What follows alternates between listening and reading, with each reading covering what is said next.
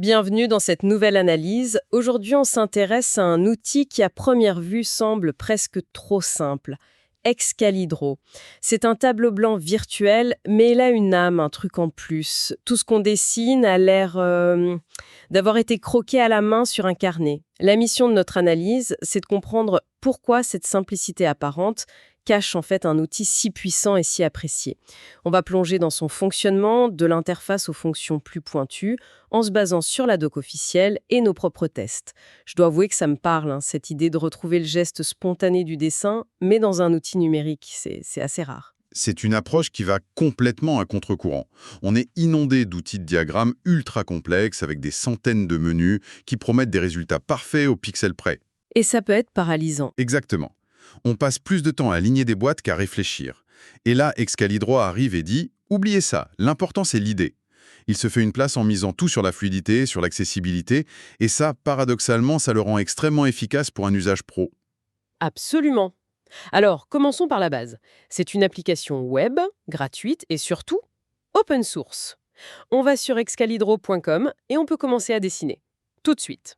Pas d'installation, pas de compte à créer, ça fonctionne sur n'importe quel navigateur. Et ce qui est surprenant, c'est que même avec une simple souris, on obtient cet effet dessiné main très réussi. Oui, pas besoin d'être un artiste ou d'avoir une tablette. Non, pas du tout. Et le fait que ce soit open source, ce n'est pas juste un détail technique pour les passionnés.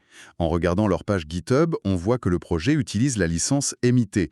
Pour faire simple, c'est comme si un grand chef publiait sa recette secrète en disant « Servez-vous, modifiez-la, et vous avez même le droit de la vendre dans votre propre resto ». C'est une liberté totale en fait. Voilà, et c'est cette liberté qui a permis à des géants comme Meta ou Google Cloud de l'intégrer dans leurs propres outils, et à des applications comme Notion ou Obsidian de le proposer à leurs utilisateurs.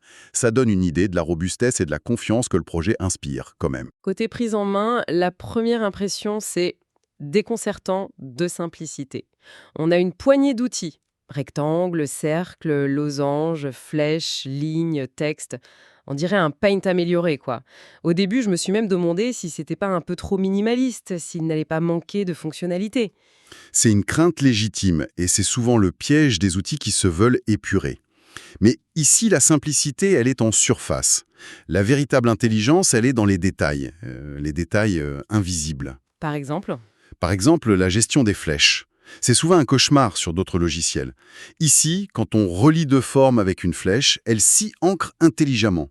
Si on bouge une des formes, la flèche suit, elle s'adapte, elle reste connectée. C'est fluide, c'est intuitif. Ah oui, ça c'est vrai. Autre exemple, le texte. Il se centre automatiquement dans les formes. Ça a l'air de rien, mais quand on construit un organigramme ou un schéma d'architecture, ces petites automatisations font gagner un temps fou. Et ce qui est génial pour aller vite, c'est que tout est pensé pour le clavier. Les chiffres de 1 à 8 sélectionnent les outils principaux. Du coup, on perd jamais de temps à chercher avec la souris. Il y a aussi une palette de commandes, accessible avec commande ou contrôle plus E. Une fois qu'on a pris le pli, on peut vraiment schématiser une idée à la vitesse de la pensée. C'est ça. On est vraiment dans une philosophie de flow où l'outil doit s'effacer au maximum pour ne pas interrompre le processus créatif. La simplicité n'est pas une limitation, c'est une fonctionnalité en soi. Ok, donc les bases sont simples et efficaces. Mais ce qui n'a vraiment surprise, c'est la profondeur qu'on trouve juste sous la surface. Dès qu'on sélectionne un objet, un panneau de personnalisation apparaît et là, on comprend que l'outil est bien plus riche qu'il n'y paraît. On peut changer la couleur du trait, du fond, l'épaisseur, le style. Mais le réglage le plus fascinant, c'est celui qui s'appelle sloppiness. Désordre ou imperfection, on pourrait dire. C'est ça. C'est presque une déclaration d'intention, ce réglage. On peut choisir de rendre son diagramme plus ou moins humain. À 0, les traits sont presque droits, très propres, et plus on augmente, plus les lignes deviennent tremblotantes, comme un vrai croquis. Ça permet de moduler l'ambiance d'un schéma. On peut le rendre très formel pour un doc technique, ou au contraire très libre pour un brainstorming. Exactement. Ça libère de la pression du schéma parfait. C'est un outil qui nous dit « c'est OK si ce n'est pas parfait ». L'important, c'est que l'idée soit claire. Au-delà de l'esthétique, il y a aussi des outils pour structurer ces idées. On peut aligner des objets en un clic, les grouper pour les manipuler ensemble. Mais la fonction qui change tout pour les projets un peu complexes, c'est l'outil cadre, le frame. Ah oui, les cadres, ça c'est essentiel. Ils permettent de créer des zones délimitées sur le canevas qui agissent un peu comme des pages ou des diapositives. On peut avoir un immense tableau blanc avec plusieurs cadres. Un pour l'architecture, un pour le parcours utilisateur, un autre pour le brainstorming. Ça permet de garder une vue d'ensemble tout en organisant ses idées de manière très structurée. On n'a pas à jongler entre 10 fichiers différents. On peut aussi intégrer des éléments extérieurs. Le glisser-déposer d'images fonctionne parfaitement, surtout avec des PNG transparents pour des icônes ou des logos. Et puis, il y a la bibliothèque de composants Excalibro. Sur le papier, l'idée est géniale. Une collection d'éléments partagés par la communauté. En pratique, lors de mes tests, j'ai trouvé l'expérience un peu chaotique. J'ai passé un bon moment à chercher une simple icône de base de données pour finalement tomber sur plusieurs versions, tout un peu bancales. C'est un peu le bazar, quoi. Voilà. Au final, j'ai ouvert un autre onglet, j'ai trouvé mon icône et je l'ai emportée en 30 secondes. C'est une bonne idée, mais qui mériterait d'être mieux organisée. C'est un défi classique des contenus générés par la communauté. En revanche, là où l'outil brille vraiment, c'est sur la collaboration en temps réel. Il suffit de lancer une session, de partager un lien, c'est instantané. Et un point technique qui n'est pas anodin, et qui est bien mis en avant dans leur doc, tout est chiffré de bout en bout. C'est-à-dire... Pour le dire simplement, c'est comme envoyer une lettre dans une enveloppe scellée, seul le destinataire qui est la clé peut la lire. Même les serveurs d'Excalibro ne peuvent pas voir ce qu'on dessine. En termes de confidentialité, c'est un vrai plus, surtout pour des infos sensibles. D'accord, donc on a cet outil incroyable, gratuit, open source, qui respecte la confidentialité. Et là, je me suis tout de suite posé la question, comment l'équipe derrière le projet gagne sa vie? C'est là qu'intervient leur offre payante, Excalibro Plus. Exactement. Et leur modèle est intéressant. Excalibro Plus ne remplace pas la version gratuite. Il vient ajouter des fonctionnalités par-dessus, principalement pour le travail en équipe et un usage plus poussé. La première brique, c'est le stockage dans le cloud pour sauvegarder et organiser ses dessins. Ensuite, il y a des outils de collaboration asynchrone, comme la possibilité de laisser des commentaires sur les schémas. Très utile pour les relectures de design, par exemple.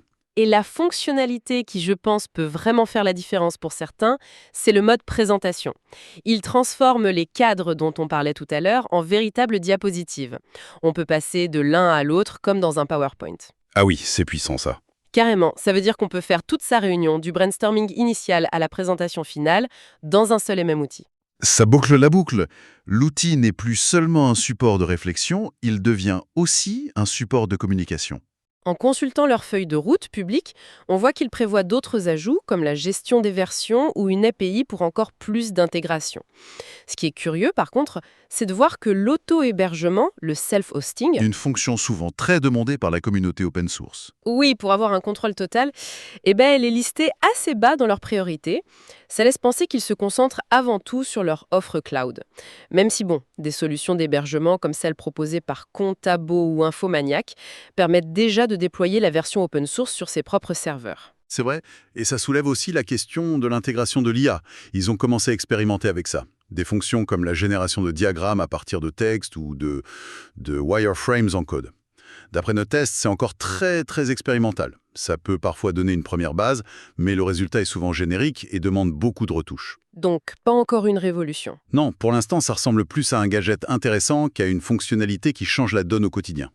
Pour résumer, on a un outil de pensée visuelle qui est à la fois simple en surface et très profond quand on creuse un peu. Il est gratuit, accessible, et son esthétique unique le rend vraiment agréable à utiliser.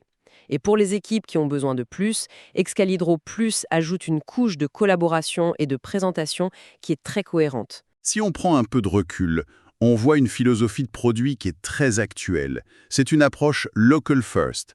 Par défaut, les données sont sur la machine de l'utilisateur. On ne force personne à aller sur le cloud. L'open source et le chiffrement de bout en bout construisent un rapport de confiance.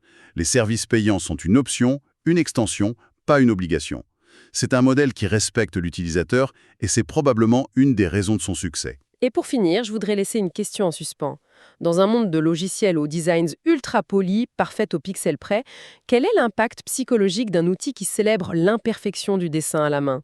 Est-ce que cette esthétique, en nous libérant de la pression de la perfection, ne favorise pas une pensée plus créative et moins intimidée? Et comment cette idée pourrait-elle inspirer d'autres types d'outils au-delà du simple dessin?